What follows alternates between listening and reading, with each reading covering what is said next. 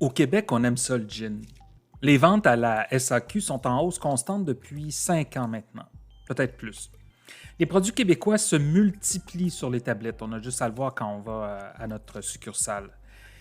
Des London Dry Gin, des gins très aromatisés, forestiers, boisés, herbacés.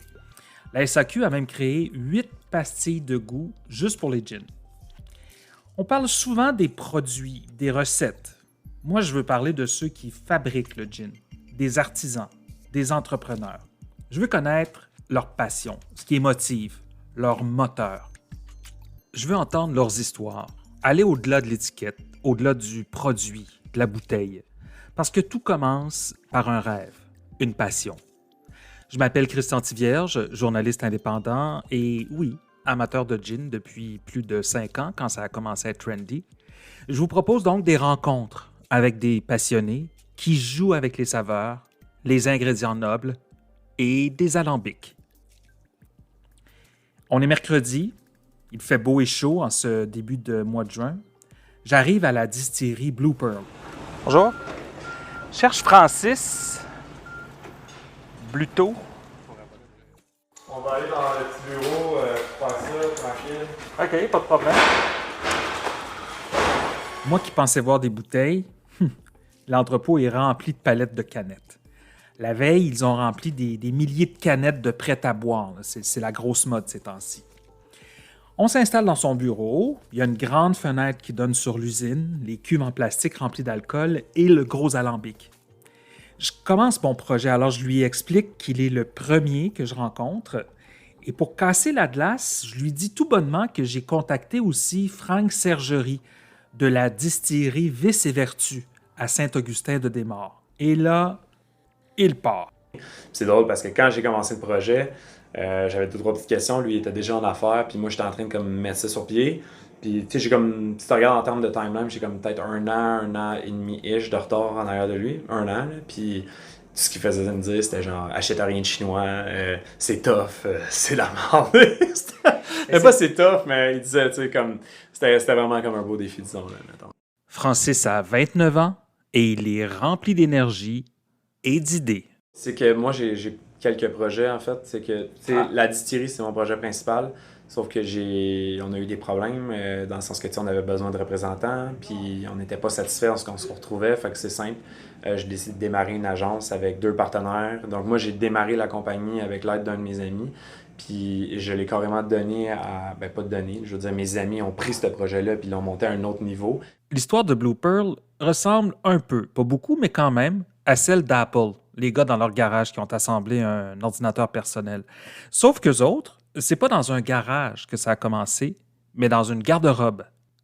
Fait que là, éventuellement, ce qui s'est passé, c'est que j'ai déménagé à Montréal avec ma copine. J'ai rencontré Jonathan, qui est mon partenaire aujourd'hui, en fait. Donc, lui, il habitait dans le Plex à Villeray, dans un 4,5, puis il gérait la bâtisse. Donc, ce qui se passait, c'est que moi, je suis venu pour signer mon bail, puis c'est Jonathan que j'ai rencontré. Puis j'ai vu, en fait, les cuves de fermentation dans son appartement. Puis Jonathan, c'est un autodidacte, c'est quelqu'un qui a appris 100% par lui-même en lisant sur Internet. C'est assez incroyable quand tu regardes ça. Puis lui, il a juste été super intéressé suite à un voyage aux États-Unis. Puis il a demandé à un de ses meilleurs amis d'enfance, Carl, qui est un ingénieur, de dire « Hey, ça te tente-tu, en fait, de bricoler un alambic de fortune, tu sais, lui-même. » C'est exactement ça qu'ils ont fait. Ils ont pris un keg de bière qu'ils ont modifié, puis ils se sont mis à distiller comme ça illégalement dans un petit 4,5 à Villeray.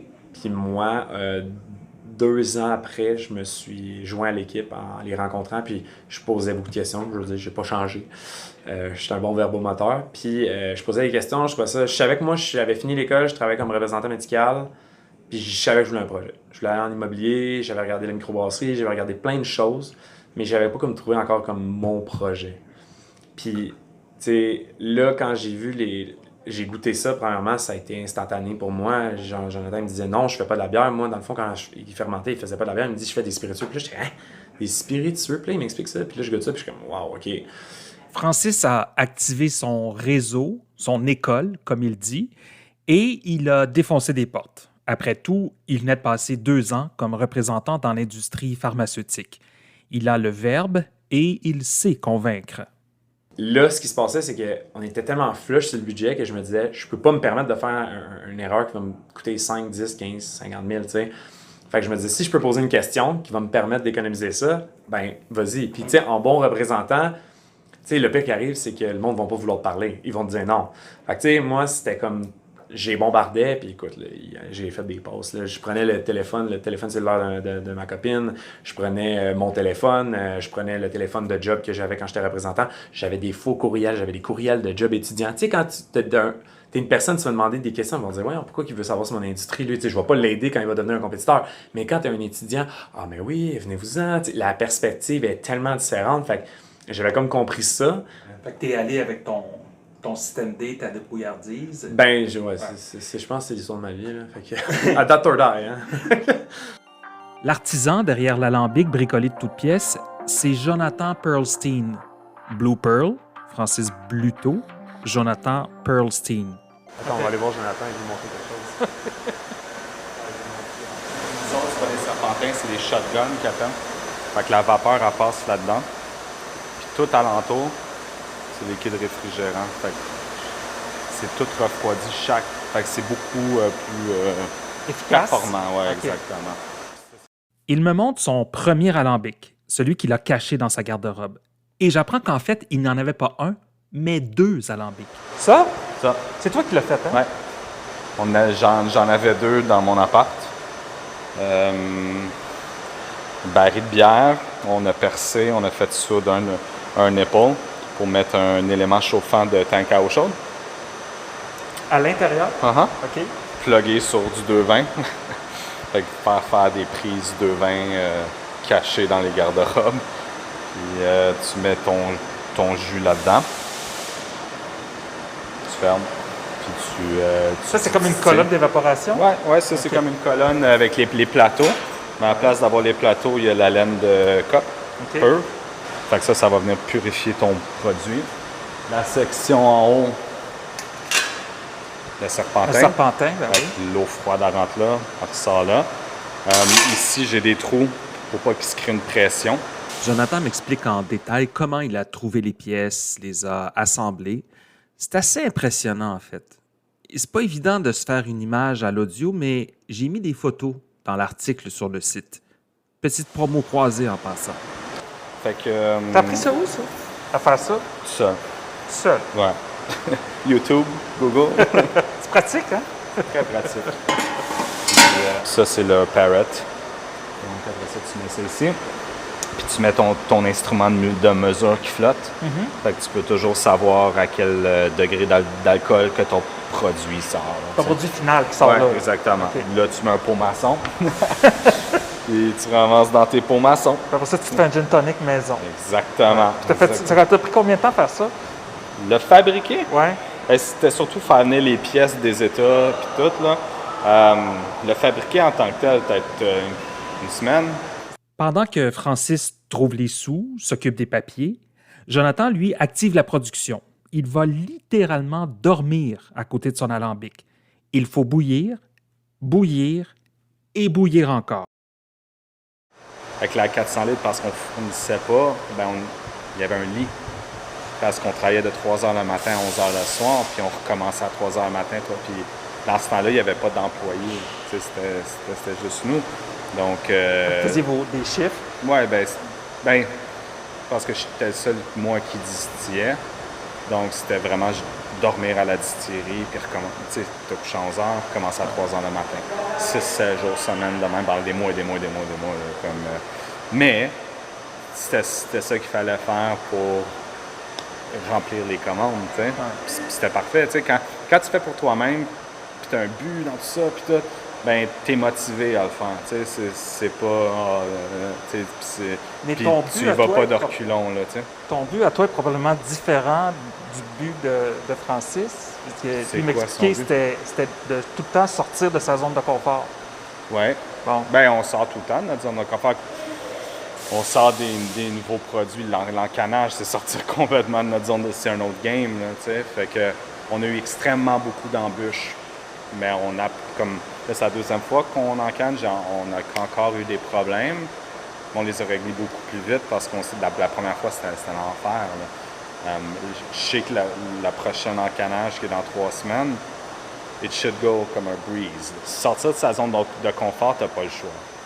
Ça fait partie de la game. Dans l'entrepôt, il y a des gros cubes de plastique qui sont disposés un peu partout. Et dans ces gros cubes reposent les futurs projets de Jonathan. Un acérum, une eau de vie faite à partir de résidus d'érable. Non. Ça, c'est quoi ici? Ça, c'est de la sérum qui fermente. Donc, on fait fermenter du sirop d'érable.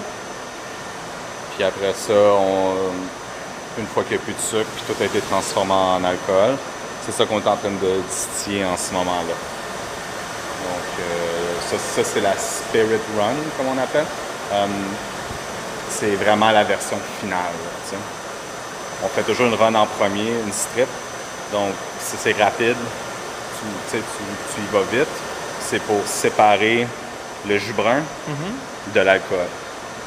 Après ça, on y va très lentement. Puis là, on fait vraiment nos cotes, nos séparations, parce que c'est le produit final qui s'en va en baril. Ça, c'est votre nouveau produit sur lequel vous travaillez. Qu'on travaille ensemble, exactement. Puis ça, c'est là-bas, là, en baril, à côté de la première alambic. Oui. Puis, OK, vous le faites vieillir en baril. Oui. Ça, il y avait quoi dans ces barils-là avant? Ah, il y en avait que c'était du bourbon. OK. Il y en avait que c'était du whisky. Il y en avait que c'était du rhum. Là, on fait des tests pour voir quel type de baril marche mieux pour nos goûts, oui. le profil qu'on va aller chercher. Ça va rester, c'est sur 1 an. Fait que ça bouge beaucoup de mois en mois. C'est vraiment dans 1 an qu'on va savoir lequel est winner. Là. Parce que là, vous commencez. Ouais. OK. Ouais.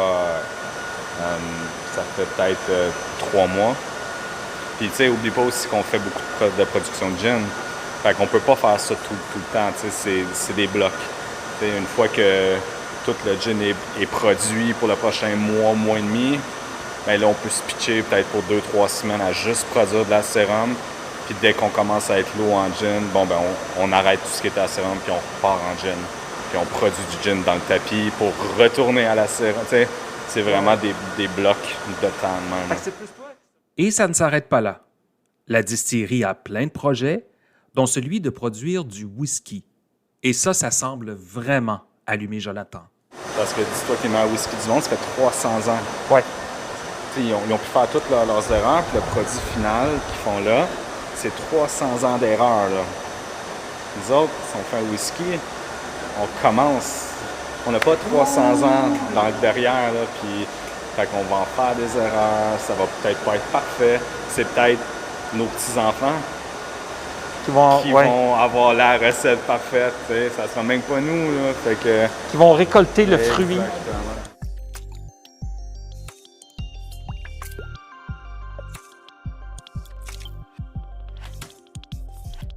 Ça a été quoi l'argument déclic qui a fait que le Bleu Royal s'est retrouvé sur les tablettes? Tu veux une réponse de poète ou une réponse honnête? La vraie réponse. Écoute, la SAQ, là, à la fin de la journée, là, c'est quoi leur rôle? Tu sais, mettons, comme n'importe quelle entreprise, c'est faire de l'argent. Faire de l'argent, exact.